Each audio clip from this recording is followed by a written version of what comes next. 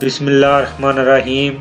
अस्सलाम वालेकुम दोस्तों, आज की वीडियो में मैं आप लोगों को बताऊंगा कि सऊदी अरब के शहर मदीना को WHO की जानिब से सेहतमंद शहर का सर्टिफिकेट जो है वो जारी किया गया है, जिसकी तफसीलात में आलमी अदारा से WHO ने मदीना मुनव्वरा शहर को सेहतमंद शहर करार दिया है और इसके साथ सेहतमंद शहर का सर्टिफिकेट भी जारी किया है।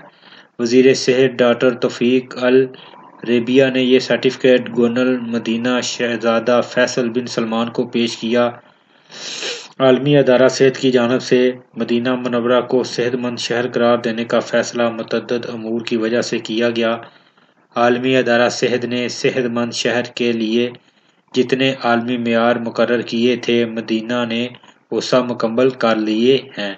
मदीना की आबादी 20 लाख से ज़्यादा है, जिसे आलमी अदारा सेहत ने यह सर्टिफिकेट जारी किया है। मदीना ने तैयबा यूनिवर्सिटी के साथ स्ट्रेटजिक शराकत के ज़रिए मुतअद्दिद सेहत के प्रोग्राम बनाए और कामयाबी से चलाए। मुकम्मल तौर पर आलमी कवानीन के मुताबिक इनको मुकम्मल किया।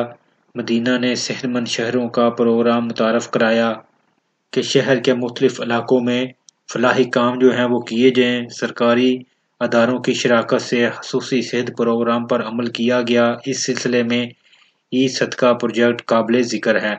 ये अपनी नौइयत का पहला मनसूबा था। फलाही कामों की मदद से सेहतमंद प्रोग्राम जो है वो चलाए गए। आलमी अदारा सेहत के मतहत प्रोग्राम के राब्ताकार अहमद हमाद ने कहा कि ये बड़ी कामयाबी है और हम इसे सऊदी विज़न 2030 का बेहतरीन समर समझते हैं। आलमी तंजीम ने सिफारिश पेश की है कि मदीना मुकामी और बैनुल-अक़वामी तरबियत का मराकज़ होगा।